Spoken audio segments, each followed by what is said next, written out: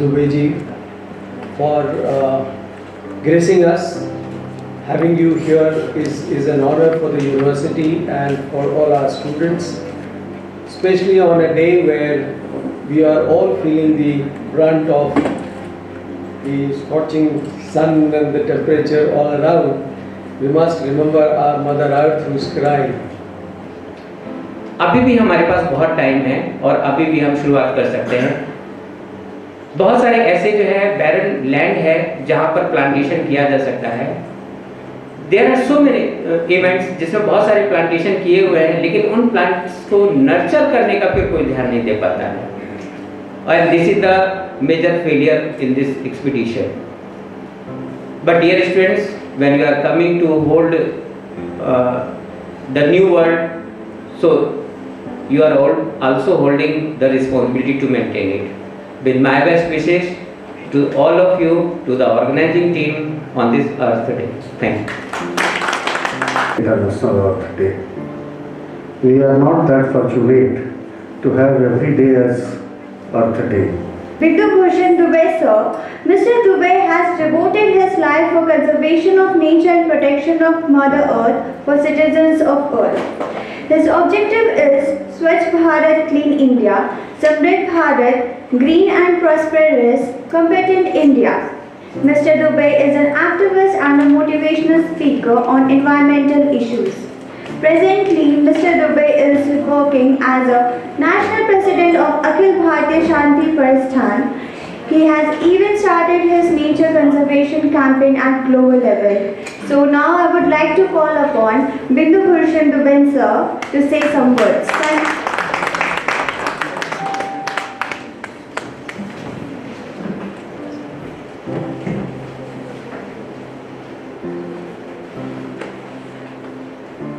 निजी संस्थानों में अग्रणी भूमिका निभा रही, भारत और विदेशों में हिंदुस्तान के शिक्षा जगत का नाम का परचम लहराने वाली महान MIT यूनिवर्सिटी, इसके मुखिया डॉक्टर अशोक चौहान और झारखंड में जन जन तक अपनी छाप छोड़ने वाले डॉक्टर रमन कुमार झा साहब, doctor Ajit Pandey sir, Prabhakar Tripathi sir, Jharkhand में विद्वता के नाम पे जाने पहचाने वाले आदरणीय नीतेश प्रियदर्शी सर, मुरलीधरन सर, मेरे यहाँ पे बैठे हुए सहयोगी धीरज सहदेव जी, उपस्थित बच्चों, हम सभी सनातन परंपरा के पृष्ठभूमि से आए हैं। बचपन से रामायण की एक पंक्ति सुनी है, क्षिति जल पावक गगन समीरा, पंच तत्व मिली अधम शरीरा। भगवान ने जब इस दुनिया को बनाया तो सबसे पहले आकाश बनाया, उसके बाद वायु बनाया, वायु के बाद अग्नि, अग्नि के बाद जल और जल के बाद पृथ्वी। यही पंच तत्व है जो रामचरितमानस में तुलसीदास जी ने लिखा है। अब बात करते हैं आकाश की। तो जब आकाश भगवान ने बनाया तो उससे एक तन्मात्र, एक बाई प्रोडक्ट निकला, आकाश से शब्द की उत्पत्ति हुई, साउंड निकला। दूसरा भगवान ने वायु बनाया, वायु से स्पर्श की उत्पत्ति हुई, शब्द के बाद स्पर्श। हवा को हम देख नहीं सकते हैं पर हवा हमें रोज 24 घंटे छूता है। तीसरा भगवान ने अग्नि का निर्माण किया। अग्नि को देखते हैं, उसका एक रूप है।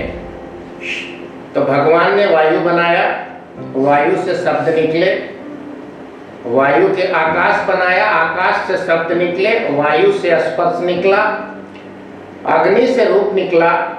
चौथा तत्व भगवान ने जल बनाया, जल से रस निकला। आप जानते हैं पहला रस क्या है? हमारा ब्लड, हमारा खून पहला रस है।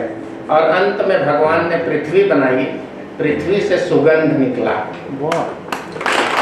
पंच तत्व आकाश, वायु, अग्नि, जल और पृथ्वी, और इसके तन्मात्र शब्द, स्पर्श, रूप, रस, गंध, सब कुछ खराब हो गया है, कुछ भी सही नहीं बचा है। हमने दिसंबर 2019 से वुहान शहर चीन से एक वायरस निकला, उसको अभी छोड़ दीजिए 10 मिनट, सबके सामने जल्दी रख दीजिए। 20 ईस्वी में और 21 ईस्वी में 2 साल हम सभी लोग संघर्ष करते रहे। हर किसी ने, झा साहब, मैं एक दिन रांची में बैठ के अपने मोबाइल को चेक कर रहा था, 22 मोबाइल नंबर मैंने डिलीट किए, क्योंकि वो 2 साल में वो 22 लोग, मेरे मोबाइल में कोई 7,500-8 हजार नंबर हैं पूरे दुनिया के, वो 22 लोग इस दुनिया में कोविड से चले गए थे। दोपहर का समय था, मैं रो रहा था, तो मेरी पत्नी ने कहा कि खाना खा लीजिए। मैंने कहा आज का खाना नहीं हो सकेगा, मेरे मोबाइल से 22 नंबर मैंने डिलीट कर दिए और वो दोबारा मुझे नहीं मिलेंगे। और इत्तेफाक का विषय ये था कि कोई भी नंबर 50 साल से ऊपर के व्यक्ति का नहीं था। क्यों? दूसरी बात जब हमने पता लगाई तो पता लगा कि एक साधारण हॉस्पिटल, इस एमआईटी यूनिवर्सिटी के बाजू का हॉस्पिटल, राज हॉस्पिटल, 4500 रुपया 24 घंटे का ऑक्सीजन का ले रहा था। दिल्ली में मेरा घर है, अपोलो हॉस्पिटल के बगल में, प्रियदर्शी सर, वहां के डायरेक्टर को मैंने टेलीफोन किया तो पता चला वहां 7,000 रुपया पांडे जी 24 घंटा का ऑक्सीजन का ले रहे थे। तो हमने सोचा बीच का एक रास्ता निकाला जाए, 5,000 रुपया 24 घंटे ऑक्सीजन का एक टारगेट फिक्स किया जाए। तो फिर मैं अपने बारे में सोचने लगा कि यदि मैं 80 साल जीता हूं तो 1.5 लाख रुपया महीने का ऑक्सीजन मैं लेता हूं, साल का 18 लाख, 10 साल का 1 करोड़ 80 लाख, और अगर हम अपनी जिंदगी 80 साल मान लें तो 14 करोड़ 40 लाख का ऑक्सीजन हम लेके मर जाते हैं। और मेरे घर परिवार समाज के लोग कहते हैं वो स्वर्ग लोक को चले गए। कैसे स्वर्ग लोक को जाएंगे? पक्का नरक को जाएंगे। क्या हमने एक पीपल का पेड़ लगाया जिंदगी में? नहीं। मैंने लगाया, मैंने 10,000 से अधिक पौधे लगाए हैं और बड़ा किया है। मध्य प्रदेश, झारखंड, हर जगह एक पीपल का पेड़ क्या कर सकता है चमत्कार, ये जानने की जरूरत है। एक प्रार्थना करूंगा झा साहब, पांडे साहब, इन बच्चों को कभी कभी इस महीने में मैं एक दिन सेवा देना चाहूंगा, क्लास लेके। एक पीपल का पेड़ क्या कर सकता है चमत्कार, इसको सुन लीजिए। पीपल की कहानी, ये भारत सरकार में मैंने दिया है, अप्रूव भी हुआ है। नई शिक्षा नीति में मुझे 2 चैप्टर लिखने का अधिकार और 2 चैप्टर लिखने का मौका रांची के एक IAS अधिकारी हैं, अमित खरे साहब, जो माननीय प्रधानमंत्री जी के सलाहकार हैं, उन तक मैंने बात पहुंचाई है। पीपल की कहानी ये है कि एक पीपल का पेड़ 24 घंटे में 7 लोगों के लिए ऑक्सीजन देता है। एक पीपल का पेड़ महीने में 30 दिन में 700 पक्षियों को दाना देता है। एक पीपल का पेड़ 170 किलो धूल पॉल्यूशन से सोखता है। एक पीपल का पेड़ जब 700 पक्षी उसके दाने को खाते हैं तो उनका पेट तो भरता ही है। जब शौचालय करता है, और 3 ही पक्षी हैं, मैना, तोता और कौवा, तीनों पक्षी जब पीपल के दाने को खाने के बाद अपने पेट में प्रोसेस करते हैं और टॉयलेट करते हैं, जिसको आप लोग इंग्लिश में ट्विक बोलते हैं, वो करने के बाद ही पक्षी के पेट में जब पीपल का दाना जाता है तभी वो पौधा उगता है। ऐसे नहीं उग सकता है, ये प्रकृति का नियम। एक पीपल का पेड़, आप एक पीपल के पेड़ को पांडे जी पीपल के पौधे से निकाल कर और गाड़ दीजिए, नहीं उगेगा। उसे कौवे और मैने और तोते के पेट में जाना ही होगा। गौरैया चौथा पक्षी है। 700 पक्षियों का आशियाना होता है। एक पीपल का पेड़ 365 दिन में 700 पीपल का पेड़ उगने के लिए कारण बनता है। एक पीपल का पेड़ अपने जड़ में 20,000 लीटर पानी जमा करके रखता है। एक पीपल का पेड़ बरसात के मौसम में जून से लेकर सितंबर तक एटमॉस्फेयर में जो प्रेशर पैदा करता है, उससे 20,000 लीटर पानी की बारिश होती है। एक पीपल का पेड़ 200 लोगों तक जो रेडिएशन पहुंचता है उसको ऑब्जर्व करता है, सोखता है। एक पीपल का पेड़ 27 प्रकार के दवा बनाने में काम आता है। जब मैंने डायरेक्टर जनरल फॉरेस्ट से पूछा कि हर स्टेट को कंपल्सरी कर दिया जाए कि बिना पीपल पेड़ लगाए बच्चे को 10th क्लास का सर्टिफिकेट हम लोग नहीं देंगे, बात आगे तक चली। वन पर्यावरण मंत्री प्रकाश जावड़ेकर थे, उन तक बात गई, फिर वहां से बात आगे नहीं निकली। मैं चाहता था कि कोई बच्चा तभी मैट्रिक पास करे जब पीपल का पेड़ लगा के उसे बड़ा करके बताए। पीपल के पेड़ के लिए सिर्फ 4 साल दे दो, आप एक पीपल का पेड़ लगाओ, वो बड़ा होगा। 4 साल के बाद आपको उसे देखभाल करने की आवश्यकता नहीं है। नीचे कंकड़ी मिट्टी हो, किसी भी प्रकार की मिट्टी में पीपल उग जाता है। ये थी पीपल की बात। वैसे कई पेड़ हैं जिसका वर्णन स्कंद पुराण में है और मैं करता भी हूँ, पर आज नहीं।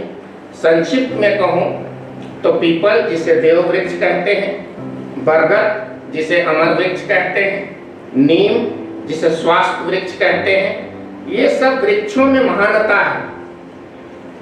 एक कथा है अनंत चतुर्दशी की, उसमें भगवान कृष्ण ने कहा है कि नदी में मुझे गंगा समझो, पशु में मुझे गाय समझो, वृक्षों में मुझे पीपल समझो। हमने तो सिर्फ तबाही की है। आज एमआईटी यूनिवर्सिटी आया हूँ, लाइन से जिन लोगों को मैं आपके डिपार्टमेंट के लीडर्स को देख रहा हूँ, खासकर रमन झा सर, पांडे जी, ये लोग बड़े डेडिकेटेड लोग हैं। आज क्या हम एक रिजोल्यूशन ले सकते हैं? क्योंकि कार्यक्रम करेंगे, चाय पिएंगे, थैंक यू बोलेंगे, चले जाएंगे। रिजोल्यूशन के लिए उदाहरण मेरे सामने है। ये प्लास्टिक हमारे जिंदगी का सबसे खतरनाक चीज है। 500 साल लगता है इसको गलने में। सूर्य की रोशनी के संपर्क में आने के बाद 30 दिनों के बाद, 1 महीने के बाद ये प्लास्टिक का बोतल जहरीला वायरस छोड़ना शुरू करता है और 150 किस्म की बीमारी उत्पन्न होती है। हिंद महासागर 20% इस प्लास्टिक से भर चुका है। क्या हम संकल्प ले सकते हैं कि आज के बाद हम अपने कैंपस में इस बोतल को एंट्री करने नहीं देंगे? हमने क्या इस कंपनी से ठेका ले रखा है? हम अगर घड़ा रख के ये नियम चलाएं गुरुकुल की तरह कि जिसको प्यास लगती है वो जाए, पानी निकाले और पिए, इसको फेंकेंगे तो इसकी गारंटी तो कोई लेगा नहीं है। नाली में सड़ेगा, डस्टबिन में सड़ेगा, क्योंकि भारत में जितनी मात्रा में रिसाइकल होना चाहिए था, इसको बिनने वाले बिन के फिर से नया प्लास्टिक बनाते, वो सिर्फ 18 से 20% है। 80% वेस्ट मैनेजमेंट हमारे यहाँ अभी नहीं है।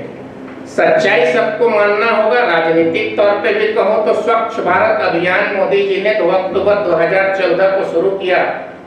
उसका प्रचार प्रमुख मुझे बनाया पूरे देश का बीजेपी पार्टी का। उसके बाद स्वच्छ भारत अभियान से लोग सुनना शुरू किए, जानना शुरू किए, समझना शुरू किए, और गांधी जी की कहानी जरूर लोग पढ़ते थे कि वो अपना शौचालय स्वयं साफ किया करते थे। स्वच्छ भारत पे ही मैंने भी पुस्तक लिखी है, स्वच्छ भारत, आंतरिक स्वच्छता और बाह्य स्वच्छता, उसके 2 पार्ट। अभी भारत में केवल बाह्य स्वच्छता की बात होती है, कैंपेन होता है टेलीविजन पे, बोर्ड्स पे, हर जगह पे, पर आंतरिक स्वच्छता की बात नहीं होती है। अजीत कुमार पांडे साहब की बेटी को जो संस्कार इन्होंने दिया, वो आंतरिक स्वच्छता का संस्कार भारत के 32 करोड़ बच्चों को देना होगा। जो बच्चे पहली क्लास से मास्टर डिग्री तक पढ़ रहे हैं, उनकी संख्या भारत में 32 करोड़ है। उनको ये संस्कार नहीं है। आज भी मैं गाड़ी में चलता हूँ तो देखता हूँ कोई पानी का बोतल गाड़ी से बाहर फेंक दिया, चिप्स और केले का छिलका बाहर फेंक दिया। आंतरिक स्वच्छता अगर जिसके अंदर कूट कूट कर भरा है, वो ऐसा काम नहीं करेगा। पहला पाठ है मेरे किताब का स्वच्छ भारत, दूसरा पाठ है स्वस्थ भारत। भारत के आयुर्वेद, भारत की प्राकृतिक चिकित्सा और भारत का योग, उस पर थोड़ा काम शुरू हुआ है, योग दिवस इत्यादि। तीसरा विषय है समृद्ध भारत, भारत की 950 नदियां और भारत के जंगल। 1970 में भारत में जितने जंगल थे, अब 80% जंगल समाप्त हो गए हैं। भारत की 950 नदियों में 600 नदियां समाप्त हो गई है। बचपन से आप लोगों ने गाना सुना होगा, गंगा यमुना सरस्वती। यमुना और सरस्वती समाप्त हो गई है, गंगा आधी हो गई है। गंगा विभाग का, स्वच्छ गंगा मिशन का, भारत सरकार का मैं कन्वेनर का दायित्व निभा चुका हूं। 2525 किलोमीटर गंगा चलती है। उत्तराखंड 487 किलोमीटर पहला राज्य, उत्तर प्रदेश 1001 किलोमीटर दूसरा राज्य, बिहार 540 किलोमीटर तीसरा राज्य, झारखंड 89 किलोमीटर 89 किलोमीटर चौथा राज्य, पांचवा राज्य बंगाल 435 किलोमीटर जाके गंगा सागर में गुजरती है। आधी गंगा को हम लोगों ने खा के खत्म कर दिया। कचरा, टॉयलेट। मैं बहुत दुखी हूं। मैंने मुख्यमंत्री उत्तर प्रदेश को भी मिलकर कहा और लिखकर भी दिया। उत्तर प्रदेश की और बिहार की स्थिति ये है कि गंगा के पानी से कहने में हिचक भी होती है, दुख भी होता है। गाय भैंस पशुओं के चमड़े को जो टेनिंग कानपुर में किया जाता है, गंगा के पानी से किया जाता है। सारी पानी प्रदूषित है। 20 लाख लीटर पानी गंगा सफाई के लोग रोजाना साफ करते हैं और 60 लाख लीटर पानी केवल एक शहर कानपुर गंदा करता है। कैसे साफ होगा? प्रत्येक व्यक्ति को जागरूक होना होगा। 15 करोड़ रुपए का कर्जा सांस का लेकर हम स्वर्ग लोक को जाएं तो कम से कम अपने माता पिता, दादा दादी के पुण्यतिथि, जन्म तिथि, संस्कार, शादी विवाह के दिन एक पीपल के पेड़ लगाने को संकल्पित हों और उससे आगे बढ़ाएं। अब सवाल उठता है कि हम फ्लैट में रहते हैं तो हम कहाँ पेड़ लगाएं? भारत की 950 नदियां जो बंद हो चुकी है, झारखंड की 23 नदियां थी, 9 नदी बाकी है। देवघर में, डाल्टनगंज में, मैं यहाँ खड़ा होकर बोल रहा हूँ, यहाँ से 2 किलोमीटर पीछे हरमू नदी, पाट के मुहल्ला बना दिया गया भारत की नदियों को। भारत का जो विकास हुआ है वो गलत हुआ है, बिना कोई नक्शा, ना कोई योजना। जिसको जहां जमीन मिला उसने एक बिल्डिंग खड़ी कर ली। पांडे जी ने कहा कि हम सभी कंक्रीट के जंगल में रहना चाहते हैं। 3 ही बात हम लोग बच्चों को सिखाते हैं, बढ़िया बंगला, बढ़िया गाड़ी और बढ़िया नौकरी, एक बीवी और एक बच्चा। प्रकृति, पर्यावरण, पंचतत्व क्या है कुछ नहीं जानता। मैं भारत की कुछ कंपनियों में मैंने मास्टर ऑफ जर्नलिज्म, MBA और LLB की पढ़ाई की है। मुझे साल का 1-8 करोड़ रुपए का ऑफर कंसल्टेंसी का होता है, पर मैं ईश्वरीय सत्ता को साक्षी मानकर ये कह रहा हूँ कि मैंने 25 दिन पर्यावरण स्वच्छ भारत में लगाना, मैं केवल 5 दिन पांडे जी काम करता हूँ, मेरा परिवार परमात्मा उसी से चला देता है। मैंने सुधीर, मेरा भाई है छोटा, सुधीर ने मुझे कहा कि हमारे यूनिवर्सिटी में आपको आना है। एक बार इन्होंने मुझे कहा तो सुधीर को मैंने 3 बार फोन किया कि सुधीर बताओ कितने बजे कहाँ बच्चों के बीच आना है। देखिए, हम खुद को नहीं संभाल पाएंगे। हमारी बिल्डिंग, हमारी कार, हमारा बैंक बैलेंस धरा का धरा रह जाएगा। भारत में ऐसे 1 लाख उदाहरण हैं। एक तिवारी फैमिली इंदौर में जाता हूँ, रोता हूँ। मैंने एक बार सोचा YouTube चैनल में चलाता हूँ, लिखूं, बोलूं, फिर सोचा कोई फायदा नहीं है। 5 भाई थे, 5 कोरोना में खत्म हो गए। उनके घर में 7 विधवाएं हैं। एक 9 साल का बच्चा कैसा तकदीर लेके अभागा पैदा लिया, जिसने 4 लोगों को अग्नि संस्कार किया घर में। एक बच्चों के दिमाग में ये घर करना होगा कि रोटी कैसे कमाएंगे, ये तो अच्छी बात है, लेकिन जिंदा कैसे रहेंगे। हमारा शरीर कमजोर सिर्फ इसलिए है कि इस एयर कंडीशन के बाहर जो ओजोन निकल रहा है हमें 15 मिनट के लिए ये सुकून दे रहा है, पर हमारे जहर को जो बाहर के लोगों के नाक में ये डाल रहा है, सबकी जिंदगी एक दिन खत्म हो रही है। दिल्ली जैसे शहर में मेरे जैसा झा साहब जैसा आदमी जो कोई सिगरेट नहीं पीता है, वो आम जिंदगी में घूमता है तो 8 सिगरेट पीने के बराबर धुआं उसके अंदर जाता है।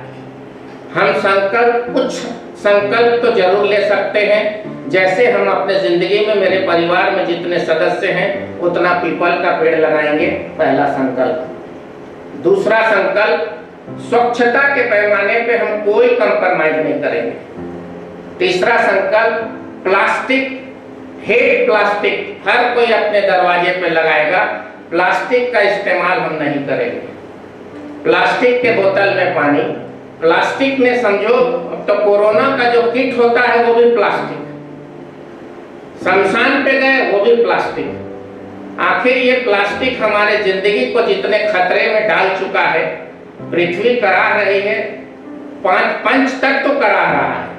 आकाश में हमने इतने जहाज उड़ाए हैं कि आकाश में धुआं ही धुआं है। आप कभी अपने मोबाइल पे ट्रैक करिएगा फ्लाइट रूट, एरोप्लेन रूट। कई पायलट से जब बारीकी से बात करता हूं और जहाज में बैठता हूं तो डर लगता है, क्योंकि 50-50 फुट के आजू बाजू में वो निकाल रहा है। जितनी ट्रैफिक यहाँ है उतनी ट्रैफिक वहां है, और आसमान को हमने हवाई जहाज से खराब कर रखा है, फैक्ट्रियों के धुएं से खराब कर रखा है। परिणाम स्वरूप वायु भी खराब हो गया। अग्नि में पोल्यूशन इतना अधिक था कि जैसा कि सर ने बताया, मैं जिस टॉपिक को छेड़ूं तो घंटों उस पर चर्चा हो सकती है। कल डाल्टनगंज का तापमान 46 डिग्री था, रांची का तापमान 43 डिग्री था, जोधपुर का तापमान 52 डिग्री था। भारत के जितने बड़े एक्सपर्ट डॉक्टर हैं उनसे बात करिए तो कहते हैं कि 50-52 डिग्री अगर 3 दिन कंटिन्यू 72 घंटा तक तापमान होता है तो 10 साल से छोटे बच्चे और 50, 55, 60 साल से ऊपर के ब्लड प्रेशर, हार्ट पेशेंट, क्या होगा कुछ बोलना अच्छा नहीं है।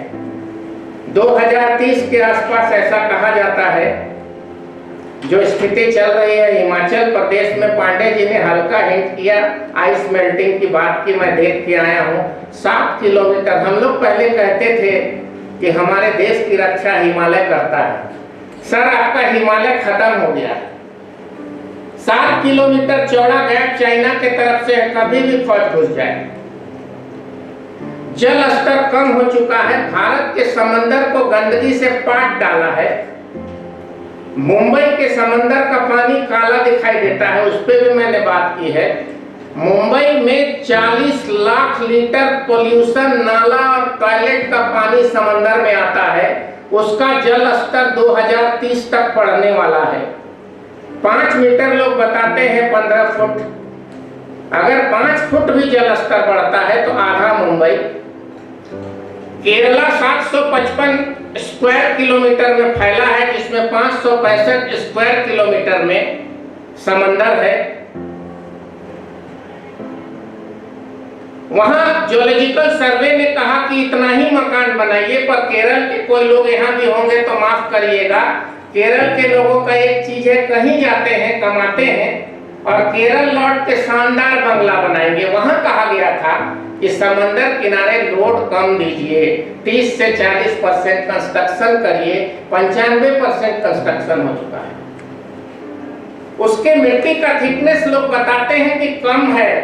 कभी भी गुजरात के द्वारका समंदर के अंदर चला गया, सोचने को कोई तैयार नहीं है। आप आने वाली पीढ़ी है, सबसे पहले पीपल।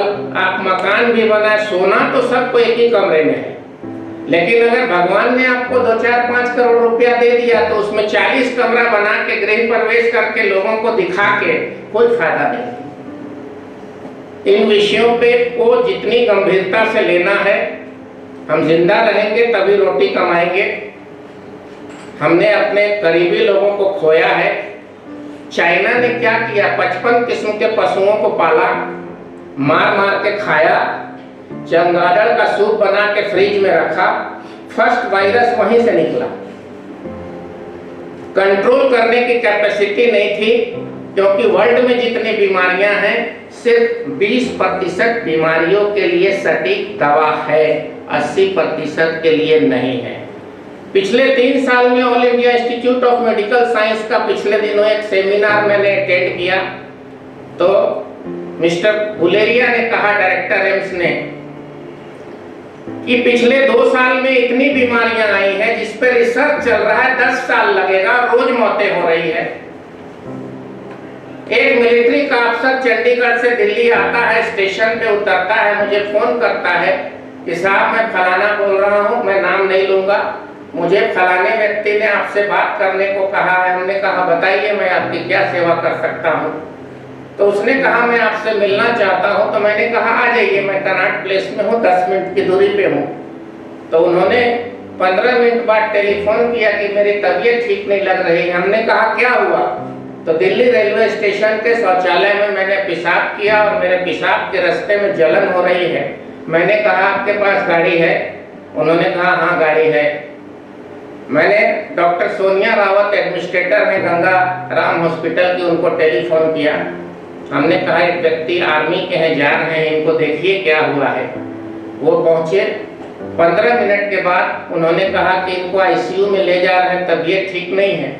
मुझे सुप्रीम कोर्ट में कोई केस की हियरिंग के लिए ग्रीन बेंच में जाना था पर्यावरण से संबंधित।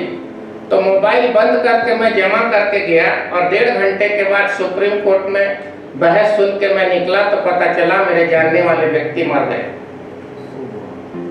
डॉक्टर ने उनके यूरिन के पॉकेट को सिलाई करके ऑपरेशन करके निकाला तो उसमें सैकड़ों किस्म के कीटाणु पाए गए। उस पेशाब घर को सील किया गया। आज तक WHO जांच कर रही है कि रीजन क्या था। एक कीड़ा उनके पेशाब के संपर्क से टॉयलेट से उनके अंदर घुसता है और 15 मिनट में 100 कीड़े में बदल जाता है और वो खत्म हो जाते हैं। अब वो बीमारी का नाम क्या है, उसका सॉल्यूशन क्या है, ये रिसर्च आते आते 10 साल लग जाएंगे। स्वच्छता का क्या पैमाना हो, मैं दिन भर बोलूं तो कम है। सिर्फ इतना ही कहूंगा, पीपल का पेड़ लगाइए, प्लास्टिक का बहिष्कार करिए, कुछ भी खाना खासकर तुम मेरी बेटियों बच्चियों, कहीं भी कुछ खाने के पहले एक बार सोचो। प्लास्टिक फाड़ा, ले लिया, कोल्ड ड्रिंक्स का बोतल तोड़ा, ले लिया, वो है क्या कुछ समझ में नहीं आता है। अब 5 दिन बाद आपको तकलीफ होगी तो हम तो कुछ नहीं खाए हैं, सुबह से तो ऐसे ही है। आप जिस चीज को 10 दिन पहले, 40 दिन, 50 दिन पहले वो कोल्ड ड्रिंक्स पैक होता है, जूस पैक होता है, उसमें केमिकल होता है, उसको आप पेट में ले जाते हैं, आपके इंटरनल ऑर्गन को डैमेज करता है, आप खत्म हो जाते हैं। आपका एक दायित्व है, आपका जन्म सिर्फ नौकरी करके मकान बिल्डिंग कार के लिए नहीं हुआ। ईश्वर चाहेगा तो वो दे देगा। आपका जन्म भगवान ने आपको इंसान के रूप में भेजा है। ब्राह्मण हूँ, 33 कोटि देवी देवता के बाद इंसान के रूप में जब हम जन्म लेते हैं तो भगवान 1.25 करोड़ योनि में हमें जन्म देता है प्रकृति की रक्षा के लिए। अंतिम में 1 मिनट आध्यात्मिक बात करके खत्म करूंगा। ये कलयुग है, इसकी आयु 4,20,000 साल है। इसके पहले द्वापर था जिसमें कृष्ण आए थे, उस द्वापर की आयु 8,40,000 थी, इसका 2 गुना। उसके पहले राम जी आए थे, त्रेता थी, उसका 16,80,000 था और 33,60,000 सतयुग का आयु था। कृष्ण जब चले गए तो पता चला 7 लाख साल में त्रेता द्वापर खत्म हो गया। अभी महज कृष्ण को गए 5,000 साल हुए हैं, हमने पृथ्वी को तबाह करके रख दिया है। ट्रेन में बैठ के कभी जाइए तो जिस भी शहर को गुजरिए, कचरों का अंबार है भारत में, पोल्यूशन है। भारत की राजधानी दिल्ली में भी अगर आप जाते हैं, चारों तरफ ऐसा ही माहौल है। कर्तव्य हमारा है मनुष्य होने के नाते कि हम अपने जितनी दुर्गति पृथ्वी की 5,000 साल में हुई है, 4,20,000 साल कलयुग नहीं चलेगा। क्योंकि ओजोन जैसे जैसे बढ़ रहा है, ऑक्सीजन लेवल जैसे जैसे कम हो रहा है। 97% पोल्यूशन तो पहले से है ऑक्सीजन। और 2030 आते आते जब पोल्यूशन समुद्र तल को इस तरह से तबाह कर रहा है, जब सुनामी निकलेगा, तूफान निकलेगा, तो हम लाश उठाने के लायक नहीं रहेंगे, क्योंकि करोड़ों लोग मर जाएंगे। कभी कभी सोचते सोचते आंख बंद हो जाती है, मैं कहाँ चला था और कहाँ पहुँच गया ऐसे सोचता हूँ। फिर भगवान को प्रणाम करता हूँ कि मुझ में शक्ति देना कि मैं कुछ कर सकूं। ईश्वर हमें ऐसा वरदान देना कि मैं कुछ कर सकूं और लोगों को प्रेरित कर इतनी शक्ति हमें देना दाता कि हमारा मन का विश्वास कभी कमजोर न हो। पंच तत्व के लिए, आकाश के लिए, वायु के लिए, अग्नि के लिए, जल के लिए और पृथ्वी के लिए और इनके तन्मात्र के लिए, शब्द, स्पर्श, रूप, रस और गंध के लिए हम कुछ काम कर सकें और हमारा जीवन सार्थक हो। आप लोग इसमें गंभीर बनिए। नई शिक्षा नीति में मैं बधाई देता हूं भारत के यशस्वी प्रधानमंत्री जी को, जो स्वच्छ भारत, स्वस्थ भारत, समृद्ध भारत, समर्थ भारत जो अंतिम पंक्ति थी। भारत में जितने विज्ञान हैं, जो आज के विज्ञान है, नासा 150 साल से चल रहा है। हमारे पूर्वजों ने 500 साल पहले लिख दिया था इस तारीख को ये होगा तो कुंभ का मेला लगेगा। नासा उसको अब फॉलो करता है। 4 पुराण जो हमारे हैं, ऋग्वेद, 4 वेद, ऋग्वेद, अथर्ववेद, यजुर्वेद, सामवेद, 18 पुराण, 64 संहिता और 108 उपनिषद, सभी चीजों का वर्णन है। स्कंद पुराण में पीपल के वृक्ष का भी वर्णन है और नारी के स्वभाव का भी वर्णन है। हम लोग अपने महान संस्कृति की तरफ जाएं, वही समृद्ध भारत है, उसको फॉलो करें। बहुत संकुचित और सेल्फिश न हो। रोटी कमाना, गाड़ी लेना और मकान बनना और मर जाना तो हमारे में और किसी घर में बंधे हुए कुत्ते में कोई फर्क नहीं है। उसको भी रोटी मिल जाता है, वो भी सोया है, हम भी सोए हैं। हम इंसान हैं, देवतुल्य हैं, हम कुछ भी दे सकते हैं तो दे। MIT यूनिवर्सिटी ने इतना अच्छा सोच रखा है, बधाई के पात्र हैं। परम आदरणीय वाइस चांसलर मेरे मित्र डॉक्टर रमन कुमार झा जी, डॉक्टर पांडे जी, प्रभाकर त्रिपाठी जी, सुधीर, आप सबको बहुत बहुत शुभकामना। रांची के विद्वान नितेश प्रियदर्शी सर आए, उनको भी मैं प्रणाम करता हूँ। बच्चों, आप लोगों को आशीर्वाद देता हूँ। प्रकृति के प्रति, पर्यावरण के प्रति सोचिए, कुछ करिए, कुछ करने की कोशिश करिए, परमात्मा आपकी मदद करेगा। बहुत धन्यवाद। जय